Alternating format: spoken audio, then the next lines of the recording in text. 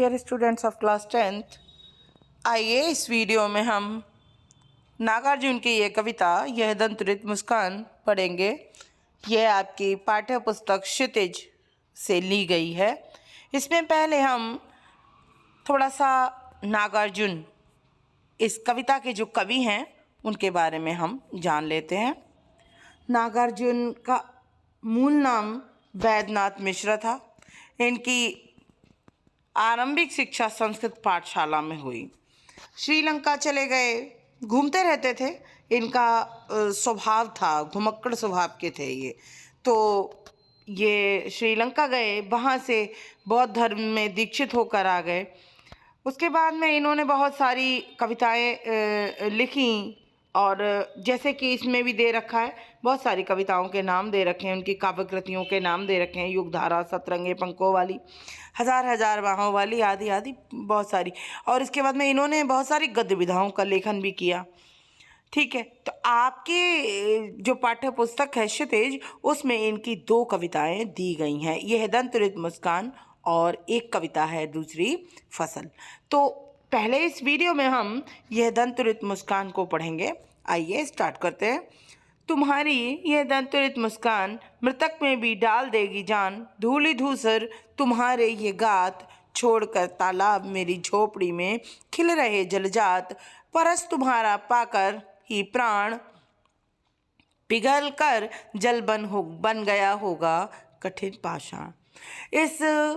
यह दंतुरित मुस्कान नामक कविता में कवि एक छोटे बच्चे की मुस्कान को देखकर व्यक्ति में क्या क्या भावनाएं उत्पन्न होती हैं, उसकी अबोध सी और छल कपट से रहित मुस्कान को देखकर व्यक्ति कितना खुश और आनंदित हो जाता है, कवि इस कविता में वही वर्णन कर रहे हैं।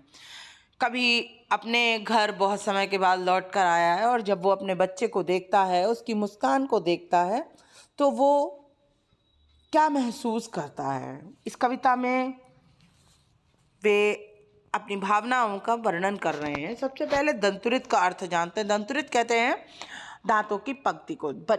छोटा बच्चा, उसके नए नए दांत उगे होते हैं, तो दांतों की जो छोटे छोटे दांतों की जो पंक्ति है, 2-4 दांत हैं मुंह में, और उन 2-4 दांतों के साथ जब वो मुस्कुराता है, हंसता है, तो वो जो उसकी मुस्कुराहट है वो व्यक्ति को आनंद प्रदान करने वाली होती है।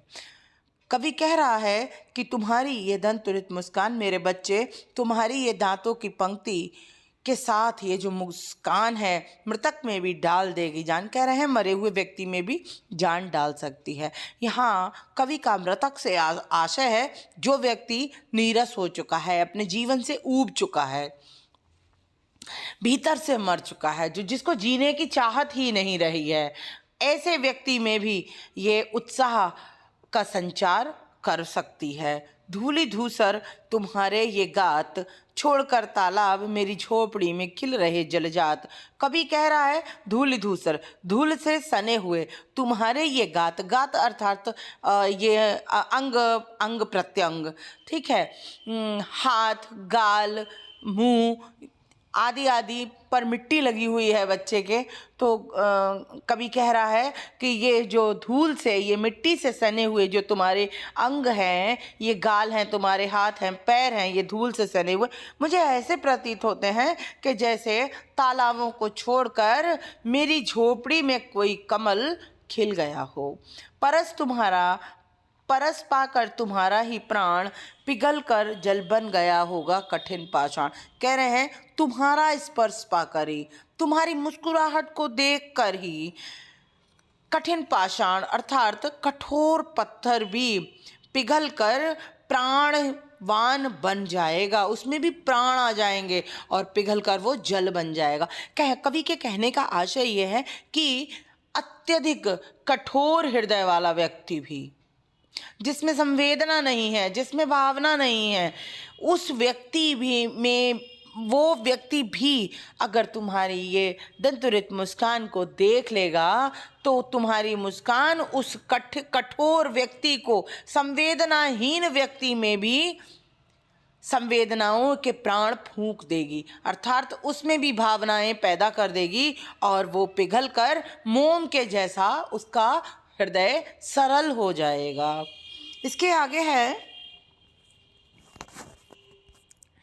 छू गया तुमसे कि झरने लग पड़े शेफालिका के फूल, बांस था कि बबूल। कभी कह रहा है मैं बांस के जैसा था या बबूल के जैसा था, मैं बांस के जैसा खोखले हृदय वाला व्यक्ति और बबूल के पेड़ के जैसा कांटेदार स्वभाव वाला व्यक्ति।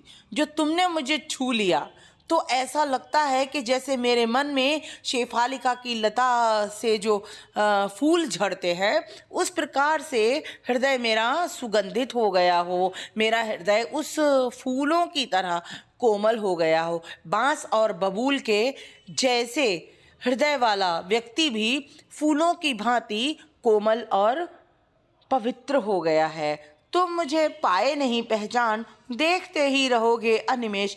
आगे कवि अपने बच्चे से कहता है कि बच्चे तुम मुझे पाए नहीं पहचान, तुम मुझे पहचान नहीं पाए हो, देखते ही रहोगे अनिमेष। अनिमेष कहते हैं एक टक, किसी को देखते रहना, अपलक बिना पलक झपकाए किसी को लगातार देखते रहना, किसी चीज को, किसी वस्तु को या किसी व्यक्ति को लगातार देखते रहना अनिमेष कहलाता है, अपलक देखते रहना। तो यहाँ कवि कह रहा है कि मेरे बच्चे तुम मुझे पहचान नहीं पाए हो, क्या मुझे इस तरह ही अनिमेष देखते रहोगे, लगातार एक टक बिना पलक झपकाए मुझे देखते ही रहोगे क्या?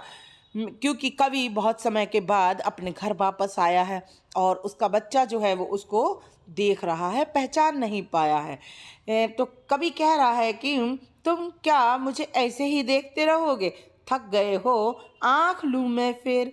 तो कवि कह रहा है तुम मेरे बच्चे तुम इस तरह से मुझे देखते देखते थक चुके होगे, तो लाओ मैं ही अपनी आंखें फेर लेता हूँ, अपना मुंह तुम्हारी ओर से मैं घुमा लेता हूँ, जिससे कि तुम्हारी आंखों को थोड़ा सा आराम मिल जाएगा।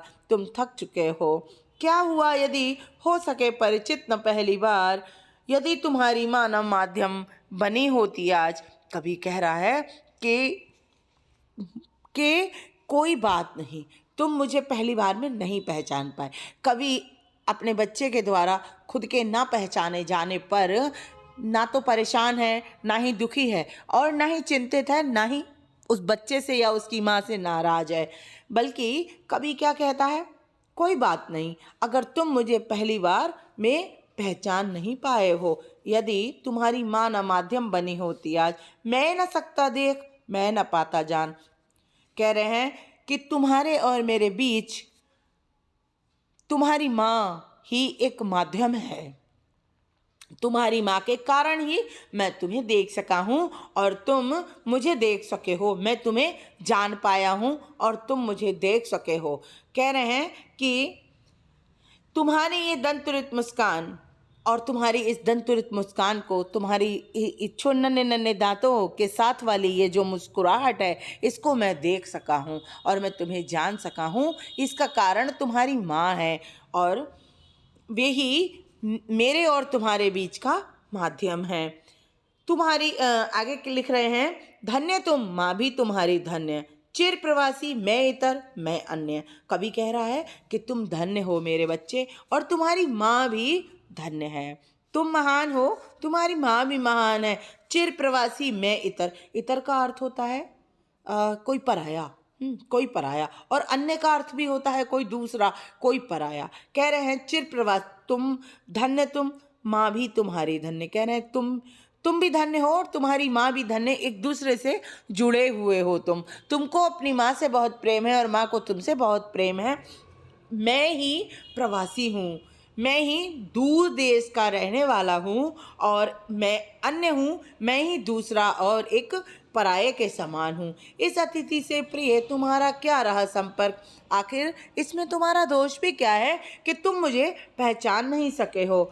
इस अतिथि से मैं एक मेहमान के समान तुम्हारे घर पर आ गया हूँ, अपने घर पर वापस आया हूँ एक मेहमान के समान, तो तुम्हारा और मेरा संपर्क ही कितना रहा है जो तुम मुझे जान पाते। उंगलियां माँ की कराती रही हैं मधुपर्क, तुम अपनी माँ की उंगलियों को ही मुंह में रखकर चूसते हो। जब माँ की उंगलियों को अपने मुंह में रखते हो तो तुम्हें पंचामृत के जैसा स्वाद आता है।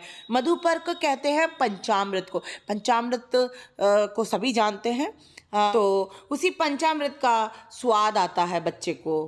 कवि कह रहा है कि माँ की उंगलियां ही तुम्हें उस पंचामृत का स्वाद कराती हैं। तुम माँ की उंगलियों को ऐसे चूसते हो जैसे तुम्हें पंचामृत का, मधुपर्क का स्वाद उन उंगलियों में आता हो। देखते तुम इधर कनखी मार, कह रहे हैं कि जब तुम मुझे मेरी ओर कनखी मार कर देखते हो। कनखी मारना कहते हैं तिरछी नज़रों से देखना, तिरछी नज़र से देखना।